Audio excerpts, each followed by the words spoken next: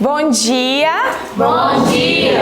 Nós estamos começando mais um dia, muito bem. Eu estou feliz que eu estou com a irmã Ivanilde aqui do meu lado. Para você é um rostinho novo aqui e eu vou pedir que ela se apresente para o pessoal de casa e também para os irmãos que porventura tem alguém que ainda não a conheça. Bom dia, Escola de Profetas. Bom dia! Bom dia a você de casa. Eu sou Ivanilde, sou enfermeira obstetra, mas estou aqui por um mês na Escola de Profetas para aprender um pouquinho e o ano que vem eu vou estar o ano inteiro, tá bom? Amém! Deus seja louvado, né? E estamos aqui.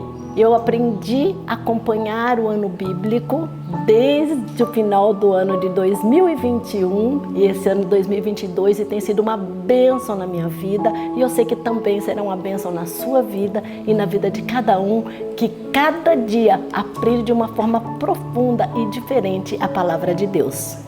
Amém. Talvez você se identifique com a história da Ivanilde. Ela assistia, veio para cá e agora ontem, na verdade essa semana, né? A senhora contou que sentiu Deus confirmar o seu chamado, né? Sim. Que você também possa se decidir ao lado do Senhor. Eu sei que o Espírito Santo tem tocado no seu coração e você tem assistido, que você possa, assim como ela, dar ouvido a esse chamado e começar uma nova jornada ao lado de Deus, né? Então é muito importante que você compartilhe esse conhecimento, porque como foi importante para mim e para tantas outras pessoas, você poderá também ser um canal de bênção a outras pessoas. Amém. Vamos orar por isso? O Senhor tem abençoado muito a nossa casa, né? Vamos agradecer e pedir a bênção para o culto. Você pode fazer essa oração? Grandioso Deus e eterno Pai, que habita nos mais altos céus, mas que está aqui conosco e com certeza está com cada um dos nossos irmãos que assistem esse programa em casa, na sua televisão, no seu celular, onde quer que esteja, mas que nesse momento está aqui para prestar um culto de adoração a Ti e aprender cada dia mais da Tua palavra. A Ti seja dado toda a honra e toda a glória, Senhor. Que neste dia o Teu Espírito Santo nos abençoe ao estudarmos a Tua palavra e que possamos aprender a ser mais generosos, tanto com as pessoas que estão ao nosso lado, quanto para ajudar a Tua obra. Em nome de Jesus. Amém. Nós vamos cantar nesse momento que hino você escolheu. Vamos cantar o hino 234. Ó dia feliz. Cante conosco.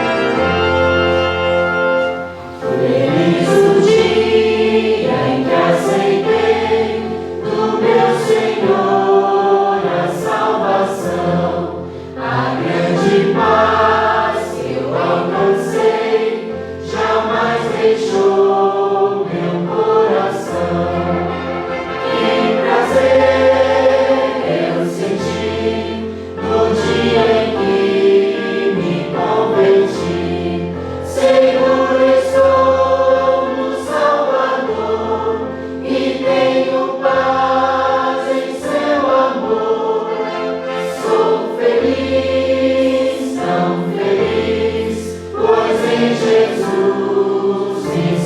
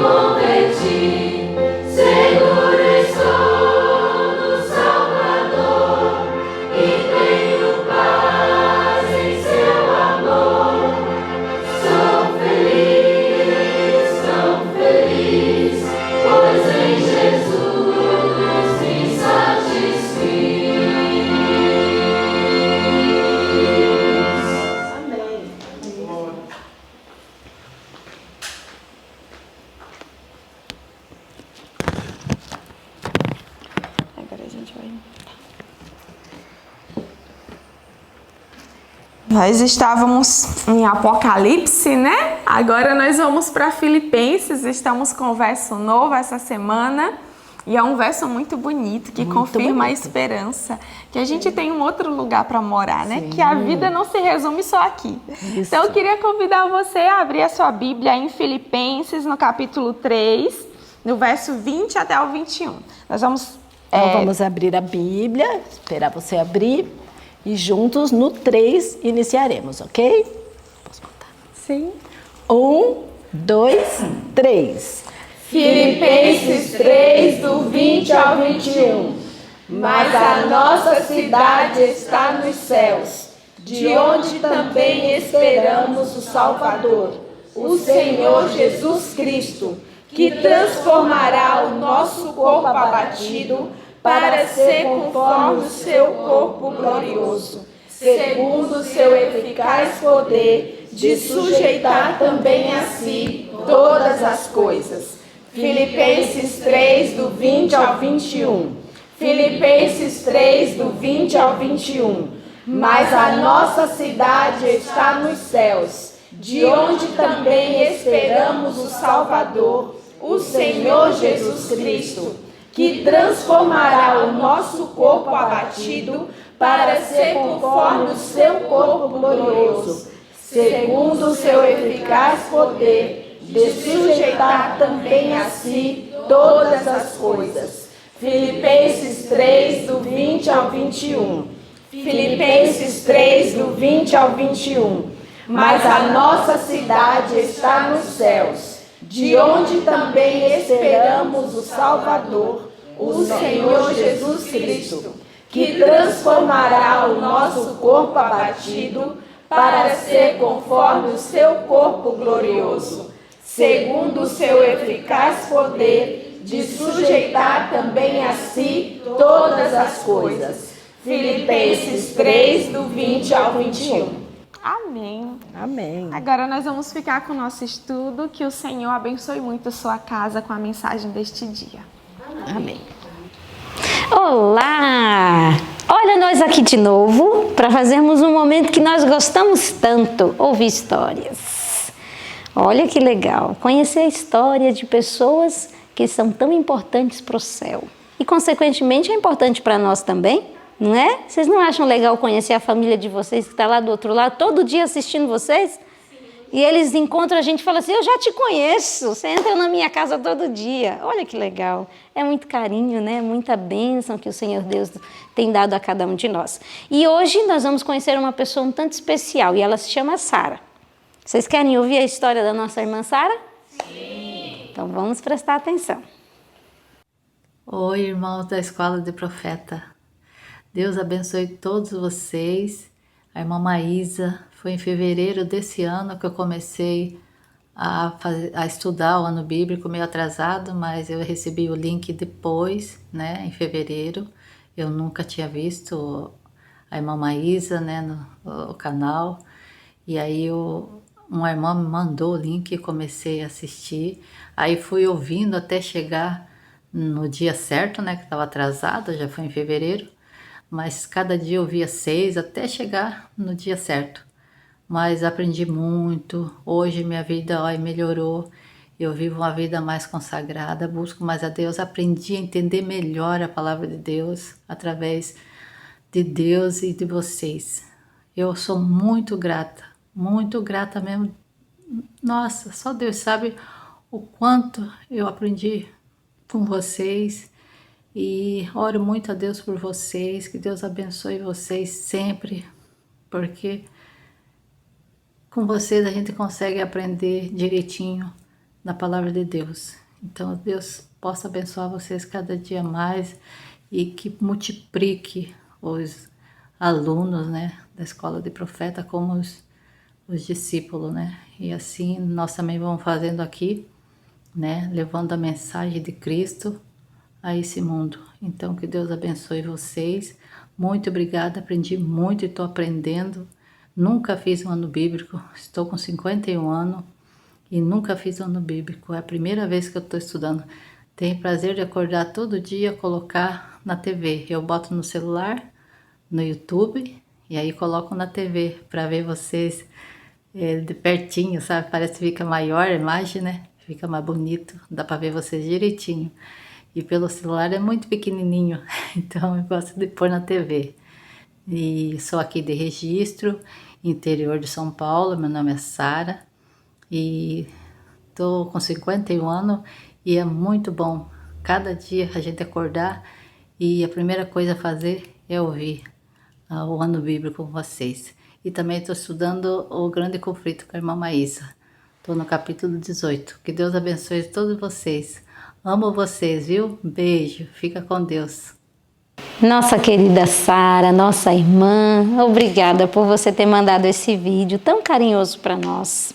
Você é querida pelo céu e querida também por nós, né? Que o Senhor Deus continue te abençoando, que você aprenda muito, muito, muito mais para a glória de Deus. Bom dia, Escola de Profeta. Bom dia. Bom dia, pessoal de casa.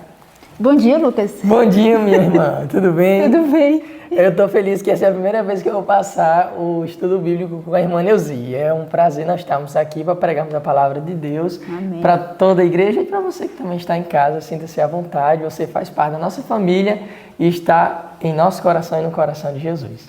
Amém. Hoje, nessa madrugada, nós tivemos um estudo tremendo que eu achei as lições e as instruções que Paulo deu para um dos seus mais bem queridos discípulos, que era Timóteo, que ele considerava Timóteo como sendo um filho, né? Verdade. E nessa madrugada a gente estudou os seguintes livros. A gente está estudando, né, Timóteo, ontem a gente estudou 1 Timóteo do 4 ao 6 e hoje a gente estudou 2 Timóteo do 1 ao 4. E também estudamos o capítulo 49 de Atos dos Apóstolos, a última carta de Paulo. E o que a gente aprendeu hoje, irmã Neuzi, nesses capítulos do 1 ao 4 de 2 Timóteo que a gente leu? A gente aprendeu muita coisa, né, Lucas? Tem muita coisa boa aqui. Timóteo, Paulo agora envia a carta para Timóteo. Eu fiquei pensando porque agora essa carta ele fala o que ele queria falar pessoalmente com ele, né? Isso. E como ele via que poderia não dar tempo, eles se encontraram, que ele chama que ele venha até ele o mais rápido que possível, né? Que talvez não dê tempo, mas não deu, realmente não deu. Mas aí Paulo consegue falar tudo que certamente ele gostaria de falar pessoalmente, ele põe na carta a Timóteo. Então ele vai dar ânimo a ele começa a falar sobre o zelo, né, a firmeza, da felicidade, de como ele manter-se firme no Evangelho, né?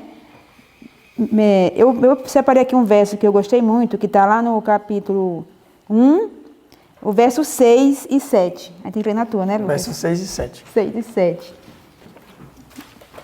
6 e 7. Deixa eu ler na sua aqui, está aqui. Por cujo motivo te lembro que desperta o dom de Deus que existe em ti. Olha só. Animando ele, né?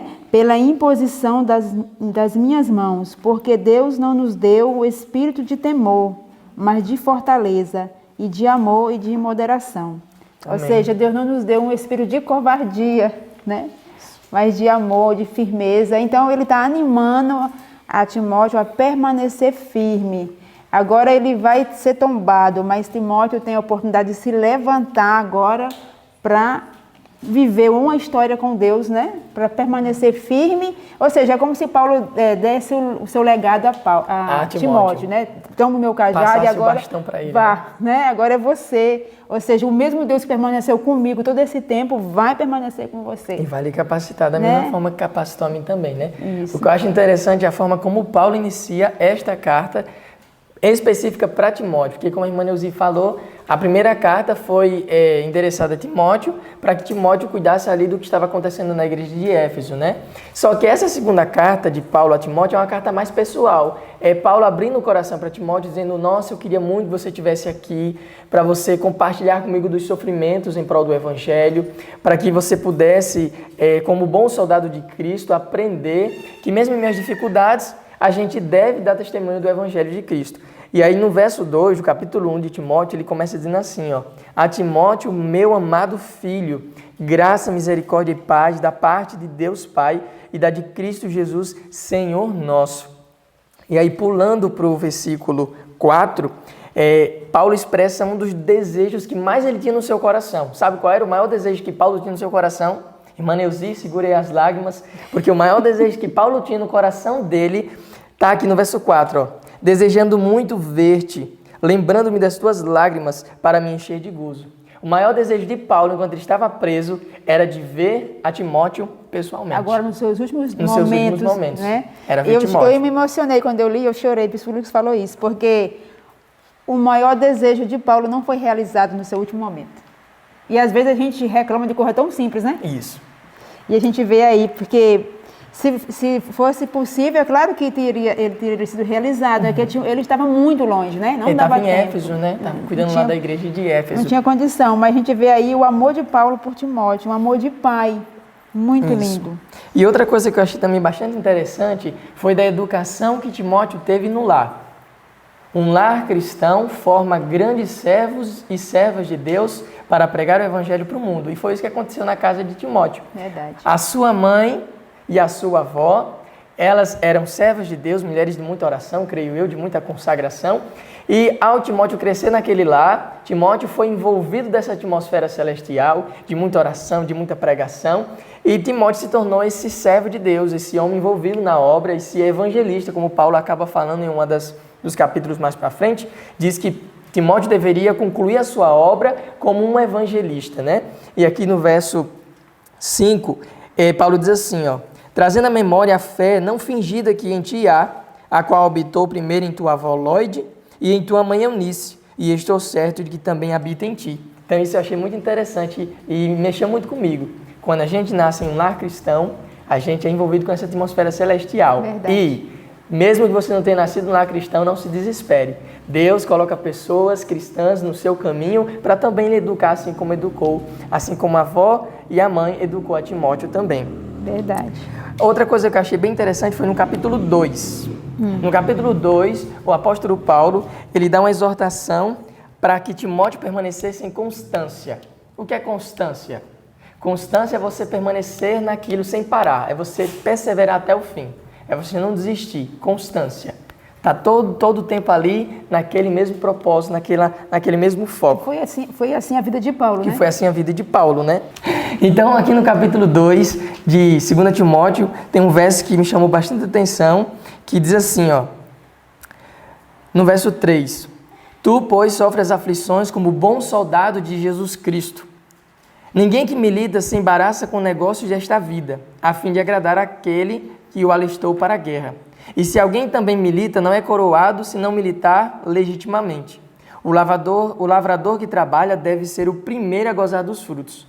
E eu achei muito interessante que Paulo aqui ele colocou algumas classes diferentes. Ele colocou soldado, ele colocou um atleta e ele colocou um agricultor. E o que Paulo quis ensinar a Timóteo com isso? Que todo servo de Deus deve estar bem equipado, bem preparado com a armadura celestial contra a batalha, contra o mal. E também todo servo de Deus deve ter disciplina, assim como um atleta tem disciplina. Um atleta ele se disciplina para que ele consiga alcançar seu objetivo, que é vencer a corrida e alcançar o prêmio. E um lavrador? Aqui a gente que trabalha aqui na horta, né, a gente sabe muito bem que a obra de lavrador é uma obra que exige muita perseverança, paciência e fé. E fé. Eu lembro disso que meu pai plantava e a terra seca lá no Ceará, e meu pai sempre acreditava que ia chover. Ele dizia, está plantado, vai chover. Por mais que todos falavam que não ia chover, ele acreditava. Isso. Ou seja, estava plantado. Quando chovia, ele colhia, né? Justamente. Mas o soldado também precisa de disciplina. Precisa de disciplina também, precisa ter foco ali, ó, nunca desistir, saber para onde está apontando ali o seu alvo. Então, Paulo instruiu Timóteo nisso. Olha, você deve ser um bom soldado de Cristo, você deve se disciplinar, você deve perseverar, ter paciência, ter esforço, porque no final você vai receber recompensa, assim como o agricultor ao plantar recebe a recompensa. Né? Quando a gente planta batata ali na horta, quando passa uns meses, depois a gente colhe as batatas, depois a gente faz daquelas batatas que a gente colheu comida. Então isso é muito interessante, né? E ainda outra coisa que Timóteo ele recebeu de Paulo foi Paulo deu conselhos a Timóteo para evitar os falsos ensinamentos que estavam sendo introduzidos na igreja lá de Éfeso. Inclusive, ele fala no verso 15, no verso 16, na verdade, e 17, ele diz assim, ó.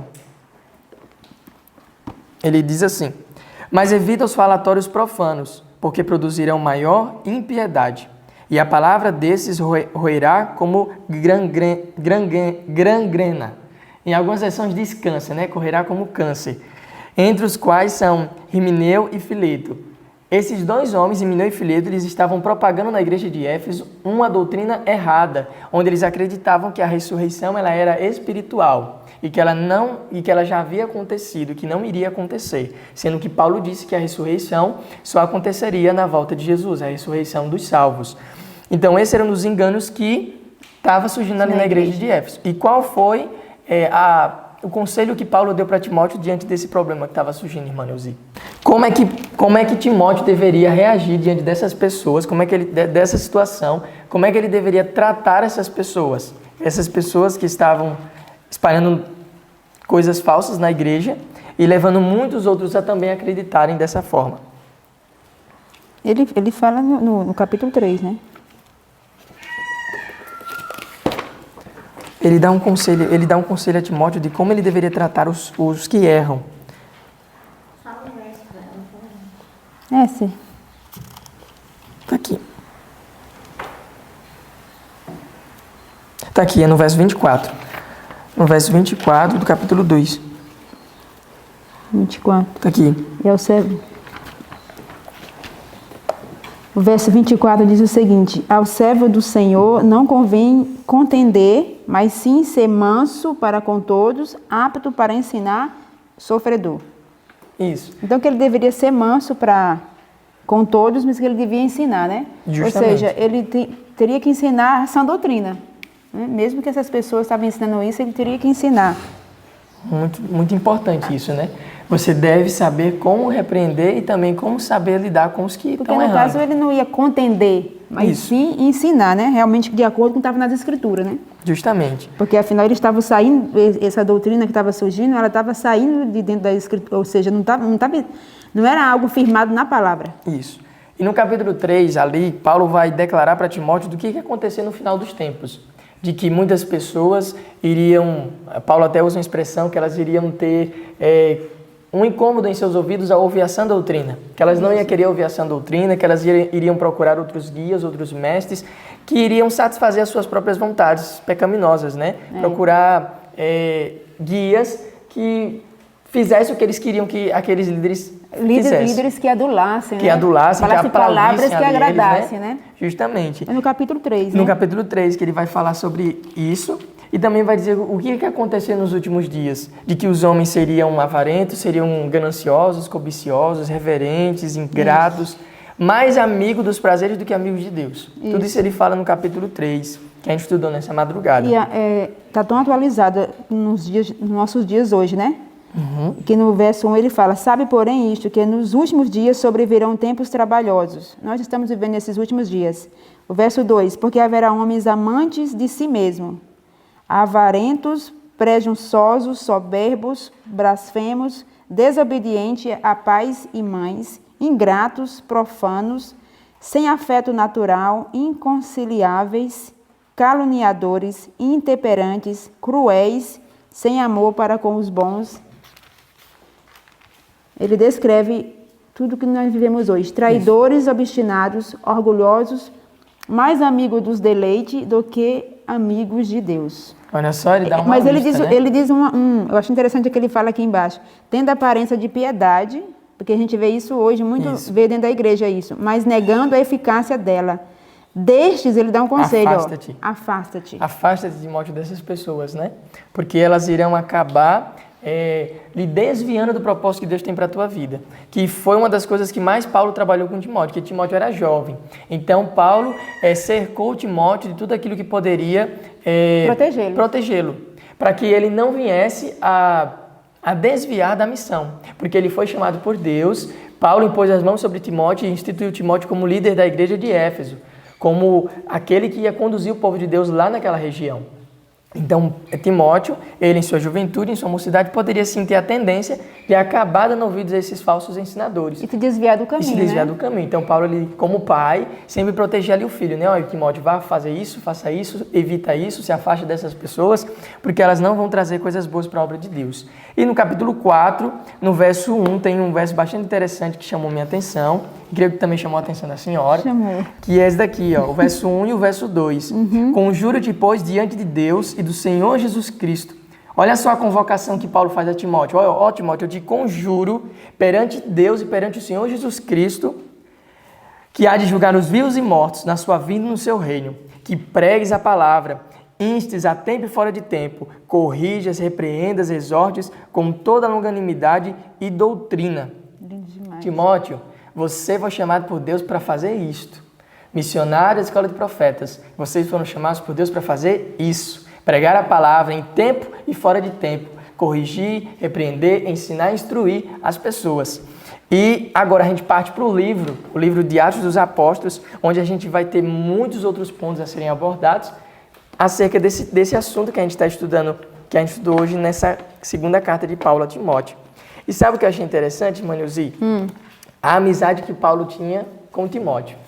Era uma amizade tão ali profunda, tão forte, que aqui no parágrafo diz, no primeiro parágrafo, um segundo parágrafo, no meio dele, do capítulo 49 de Atos dos Apóstolos, diz que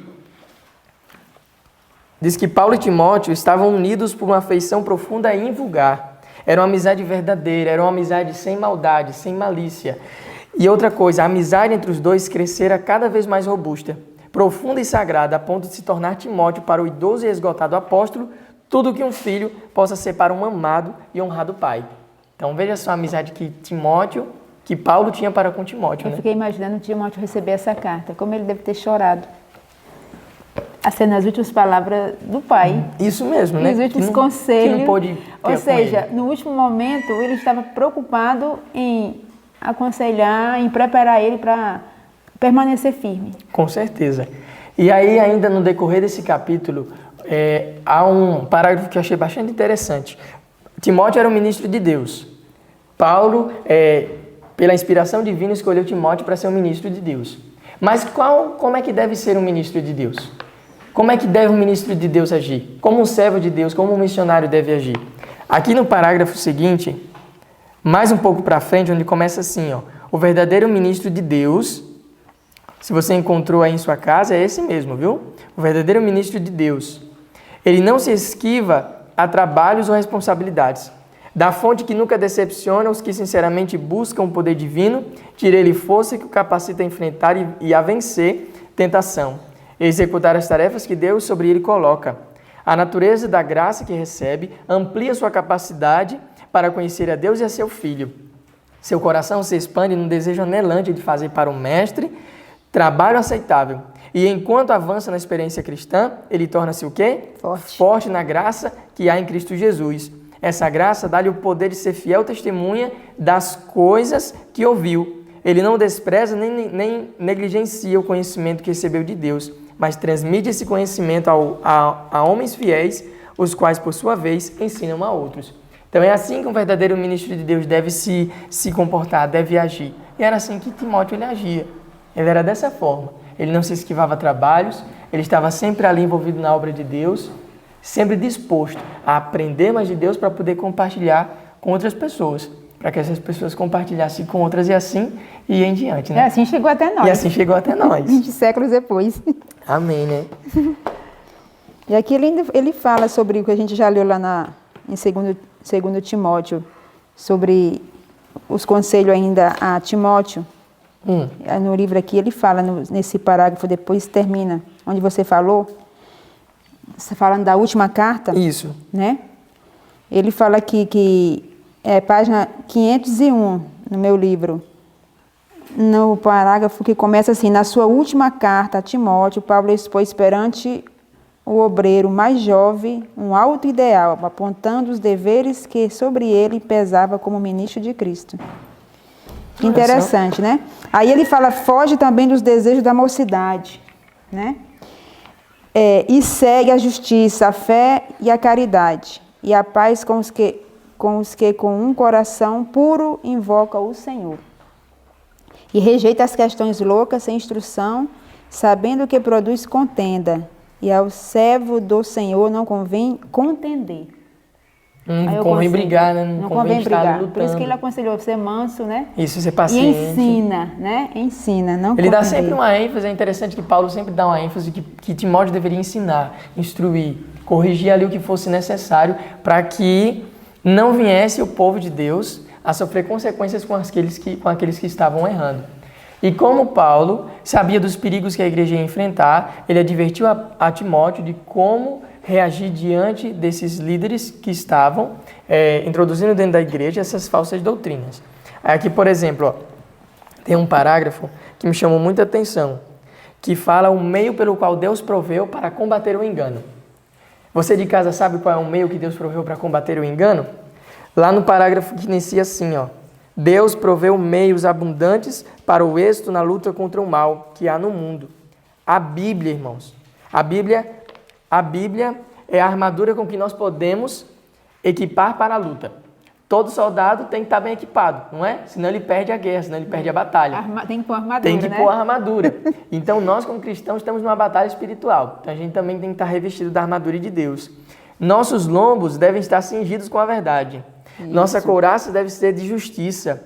Na mão devemos ter o escudo da fé e na cabeça o capacete da salvação. E com a espada do Espírito, que é a palavra de Deus, nós devemos fazer o quê, irmã Neuzinha? Abrir o caminho. Abrir caminho por entre as obstruções e embaraços do pecado. É isso que Deus nos chama para fazer. Está sempre revestido da armadura de Deus, está lá em Efésios 6, né? Do 10 a 18, um verso aqui que a gente já decorou aqui na Escola de Profetas. Isso. E aí outra coisa bastante interessante. Paulo diz que Timóteo deveria chamar o pecado pelo nome. Sim. Que ele deveria advertir aqueles que estavam pecando na igreja. E para fazer isso, você requer a sabedoria de Deus. E aqui no parágrafo que diz assim, ó, odiar e reprovar o pecado é ao mesmo tempo mostrar piedade e compaixão pelo pecador, é uma difícil tarefa. É uma difícil tarefa. Verdade. Você ter que repreender o pecado de alguém, mas mesmo assim continuar amando o pecador. E esse pecador compreender, né? E esse pecador compreender. Que é pro seu bem, que ele está sendo repreendido pro seu bem, né? Isso. Aí continua aqui, ó, dizendo assim, ó. Quanto mais ardentes forem nossos próprios esforços para manter a santidade do coração e da vida, tanto mais aguda será a nossa percepção do pecado e mais decidida a nossa desaprovação de qualquer desvio do direito.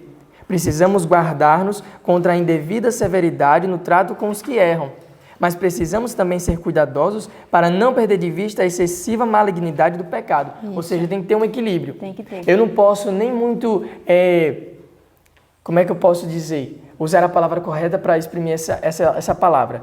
Eu tenho que condenar o pecado, mas ao mesmo tempo eu também tenho que trazer o pecador para os pés de Cristo, não distanciá-lo de Jesus. Não condenar o pecado e também condenar o pecador. E condenar o pecador, né? Porque infelizmente é isso que às vezes a gente acaba cometendo, quando a gente não pede a sabedoria de Deus, né?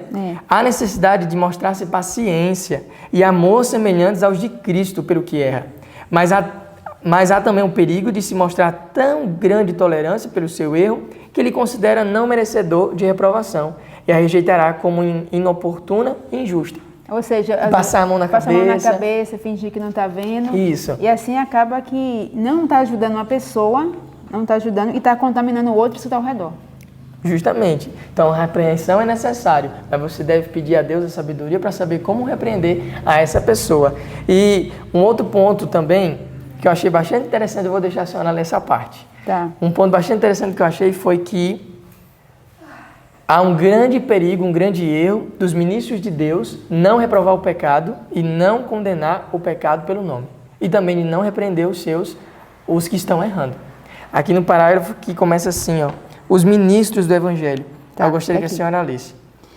No meu livro é a página 504, é o primeiro parágrafo, que fala assim: os ministros do Evangelho às vezes causam grande dano, permitindo que sua tolerância pelo que erra degenere em intolerância pelos pecados, e mesmo participação deles.